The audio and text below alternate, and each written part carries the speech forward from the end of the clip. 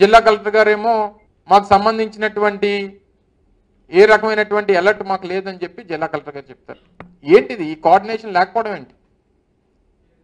ఇంత పెద్ద ఎత్తున వరద వచ్చి ఇన్ని వేల క్యూసెక్లు నీరు వస్తున్నటువంటి సందర్భంలో మీకు ముందుగానే తెలిసి కనీసం ప్రజల్ని రక్షించాల్సినటువంటి బాధ్యత మీకు లేకపోవడం అనేటువంటిది ఎంతవరకు సమంజసం? ఏదైనా తెలియక ఎవరన్నా ప్రాణాలు పోతేనో, తెలియక ఎవరన్నా ప్రాణం వదిలేస్తేనో అది ప్రమాదంగానే చూస్తాం మనం. కానీ తెలిసి ప్రాణాలు పోయాయి, డెఫినెట్గా ప్రభుత్వ హత్యలు మాత్రమే అనేటువంటి విషయాన్ని ఈ సందర్భంగా చెప్పక తప్పదు.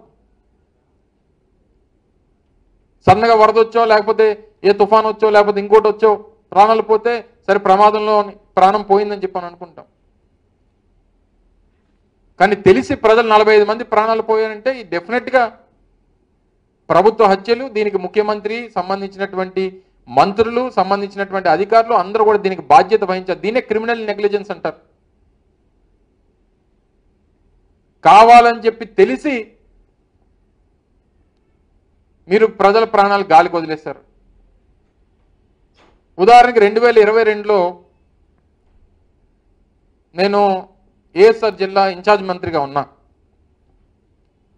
చింతూరు ప్రాంతం, ఆ ప్రాంతంలో శబరి నది వెళ్ళి, ఇలాగే శబరి నది వెళ్ళి గోదావరి నదిలో కలుస్తుంటుంది. ఆ సందర్భంలో గతంలో ఎప్పుడూ లేనటువంటి వరద నీరు ఆ సందర్భంలో ఆ ప్రాంతంలో వచ్చింది.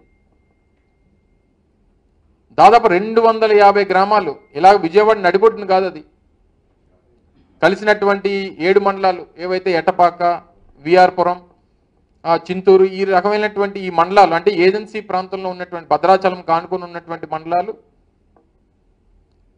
ఈ మండలాలన్నిటికి కూడా వరద హెచ్చరిక వచ్చినప్పుడు ముందుగానే అందరినీ కూడా సమాయత్తం చేసి దాదాపు 250 గ్రామాలు, 18,000 కుటుంబాలు 102, 103 పునరావాస కేంద్రాలు పెట్టి వాళ్ళందరినీ కూడా తరలించాలి. రోడ్డు మార్గాలు కూడా లేవు కొన్ని ప్రాంతాలకి. లాంచీల్లో మన పడవల్లో తీసుకుని వచ్చి వారందరినీ కూడా పునరావాస కేంద్రాల్లో పెట్టి వారికి కావాల్సినటువంటి పూర్తి స్థాయి వాళ్ళు మళ్ళీ ఆ ప్రాంతం అంతా కూడా నార్మల్ స్టేజ్కి వచ్చినంత వరకు వాళ్ళందరికీ కూడా ప్రభుత్వమే దగ్గరుండి చూసుకొని మళ్ళీ ప్రతి కుటుంబానికి 2,000 రూపాయలు ఆర్థిక సహాయానికి అప్పటికప్పుడే అందించి కావాల్సినటువంటి సరుకులన్నీ కూడా అందించి ఒక్క ప్రాణం కూడా పోకుండా చూసుకునేటువంటి బాధ్యత ఆ రోజు ప్రభుత్వంగా మేము తీసుకున్నాం. ఇవన్నీ ఉదాహరణలు. ఇవన్నీ అలాంటిది విజయవాడ నడిబొడ్డున 45 మంది ప్రాణాలు. వాస్తవానికి వరదల్లో కొట్టుకుపోయినటువంటి ప్రాణాలు కొన్ని అయితే, కొంతమందికి నీరు అందక, కొంతమందికి మెడిసిన్స్ అందక, కొంతమందికి వైద్యం అందక చనిపోయినటువంటి వారు కొంతమంది. ఎంతవరకు సమంజసం? దీనికి సంబంధించి ప్రశ్నలు, దీని గురించి ఏదైనా అడిగితే దానికి సమాధానం చెప్పరు. మళ్ళీ తిరిగి వైఎస్ఆర్ కాంగ్రెస్ పార్టీ మీద ఏదో రకంగా రోజుకొక డైవర్షన్ పాలిటిక్స్ చేసి వైఎస్ఆర్ కాంగ్రెస్ పార్టీ నాయకులు పడవలు వదిలేశారు, పడవలతో బ్యారేజీని డ్యామేజ్ చేద్దాం అనుకున్నారు. ఈ రకమైనటువంటి దుష్ప్రచారాలు చేయడం మీదే కదా ప్రభుత్వం. చేయండి, ఎంక్వైరీ చేయండి. సరే, ఏదో వైఎస్ఆర్ కాంగ్రెస్ పార్టీ నాయకుడి పేరో లేకపోతే ఇంకొకరి పేరో మీరు చెప్తున్నారు, ఎంక్వైరీ చేయండి. మీరు ప్రభుత్వంలో ఉండి మా మీద ఆరోపణలు చేయడం కాదు, ఎంక్వైరీ చేయండి. ఈ రకమైనటువంటి తప్పుడు ప్రచారాలు, మీరు చేయాల్సినటువంటి కార్యక్రమాలు చేయడం మానేసి ప్రజలు ప్రాణాలు గాలికి వదిలేసి కాపాడాల్సినటువంటి ప్రాణాలని కాపాడడం మానేసి ఇంత నిర్లక్ష్యంగా వ్యవహరించి తిరిగి మళ్ళీ ఈరోజు మళ్ళీ వైఎస్ఆర్ కాంగ్రెస్ పార్టీ మీద మీరు ఆరోపణలు చేస్తా ఉన్నారంటే అసలు ఏం జరుగుతూ ఉంది? విషయం ఏంటంటే, ఒకసారి గుడివాడ అమర్నాథ్ని ఇక్కడ వైజాగ్ లో ఎక్కడ కూర్చొని మాట్లాడమన్నాం కాదు, ఒకసారి విజయవాడ రమ్మనండి. విజయవాడ వచ్చి ఒక పులిహోర ప్యాకెట్ ఎవరికైనా అందజేసి మాట్లాడితే బాగుంటది.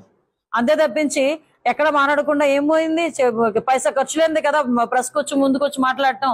అందుకని నోటుకు వచ్చినట్టు ఏది పడితే అది మాట్లాడుతున్నారు. కొంచెం సంస్కారం ఉంచుకొని మాట్లాడుకోవాలి. ఎందుకనంటే ఈ రోజు అక్కడ ఎన్ని సహాయక చర్యలు జరుగుతున్నాయి, ఎంతమంది దాతలు ముందుకు వచ్చి ఈరోజు సహాయక చర్యల్లో పాలు పంచుకుంటున్నారు. చిన్నపిల్లలు సైతం వాళ్ళ కిడ్నీ బ్యాంకులు బయటకు తీసుకొచ్చి ఈరోజు ఏంటి మన సీఎం సహాయ నిధికి తీసుకొచ్చి డబ్బులు ఇస్తా ఉంటే ఎక్కడో కూర్చొని కబుర్లు చెప్పడం కాదు.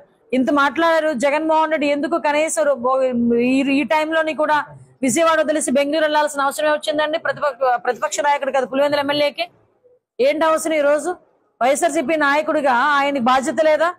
విజయవాడలో ముంపు ప్రాంతాల్లోనే చూసుకోవాల్సిన బాధ్యత ఆయనకి లేదా? ఈ రోజు బెంగళూరులో ఎందుకు కూర్చున్నాడు? ఆ పాస్పోర్ట్ ఇచ్చుండే లండన్ లో వెళ్ళి కూర్చునేవాడు. పాస్పోర్ట్ ఇవ్వలేదు కాబట్టి ఇంకా బెంగళూరులో కూర్చున్నాడు. వాళ్ళు కూడా కబుర్లు చెప్తారు. అసలు రోడ్ల మీదకి వచ్చి కనీసం ఒక వాటర్ ప్యాకెట్, ఒక పులిహార ప్యాకెట్ కూడా ఇవ్వలేని వాళ్ళు కూడా ఈ రోజు వచ్చి ఇలాంటి కబుర్లు చెప్పడం నిజంగా వాళ్ళ తాలూకా అజ్ఞానానికి ఒక నిదర్శనం అంతే. డెఫినెట్ గా కుట్రకోణం ఉందనే సంగతి మాకు బయట వచ్చిందండి ఈ రోజు. అందుకని ఇద్దరిని కూడా అరెస్ట్ చేయడం కూడా జరిగింది. ఆల్రెడీ డిపార్ట్మెంట్ వాళ్ళు ఇద్దరిని అరెస్ట్ చేయడం కూడా జరిగింది.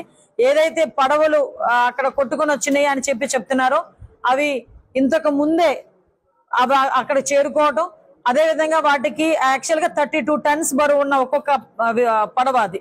ఆ 32 టన్స్ ఉన్న పడవలు 3 లింక్స్ కట్టి, యాక్చువల్ గా అయితే పడవలు ఏం చేస్తారంటే ఒడ్డుకి కట్టుతారు. దీనికి 32 టన్స్ ఉన్న బరువు ఉన్న పడవకైతే లింక్స్ పెడతారు, ఇనుప లింక్స్ పెడతారు. అటువంటి ఇనుపు లింకులు కాకుండా ఒక సాధారణమైన చిన్న తాడు కట్టేసినట్టు వదిలేసి, అంటే కావాలని అది. అంటే నిజంగా ఒక్కొక్కసారి ఆలోచిస్తుంటే జగన్మోహన్ రెడ్డి తాలూకా సైకోయిజం గాని, జగన్మోహన్ రెడ్డి తాలూకా నేర ప్రవృత్తి గాని ప్రజల మీద, సామాన్య ప్రజల మీద ఇంపాక్ట్ ఎలా పడుతుంది అంటే, నిజంగా మన అదృష్టం బాగుంది కాబట్టి ఆ 32 టన్స్ కి సంబంధించి ఏదైతే పడవలు ఉన్నాయో 3 పడవలు ఆ గట్టు, ఆ ప్రకాశం బ్యారేజ్ గోడ తగిలుంటే గనక, అది ఏదైనా జరిగితే గనక పరిస్థితి ఏంటి? అప్పటికి 11 లక్షల క్యూసెక్స్ వాటర్ ఉంది, 11.4 క్యూసెక్స్ వాటర్ ఉంది. పరిస్థితి ఎలా ఉండేది అంటే, ఇప్పుడున్న చంద్రబాబు నాయుడు గారిని బదనాం చేయడానికి, ఎన్డీఏ గవర్నమెంట్ ని బదనాం చేయడానికి, వాళ్ళ స్వార్థం గురించి ప్రజల ప్రాణాలని కూడా సైతం లెక్క చేయకుండా, ప్రజల ప్రాణాలని కూడా పణంగా పెట్టి వాళ్ళ తాలూకా దాహార్తిని తీర్చుకుంటున్నారంటే, ఒక్కసారి ఇలాంటి మనుషులకు సమాజంలో ఉండటం అన్నది అర్హత ఉందా లేదా అన్నది ప్రజలందరూ కూడా అర్థం చేసుకోవాల్సిన అవసరం ఉంది. దీని మీద సమగ్ర విచారణ జరుగుతుంది. ఆల్రెడీ ఇద్దరిని అరెస్ట్ చేయడం జరిగింది. ఇంకా ఇందులో ఎంతమంది బాధ్యులు ఉన్నారో వాళ్ళందరినీ కూడా అరెస్ట్ చేయడం జరుగుతుంది.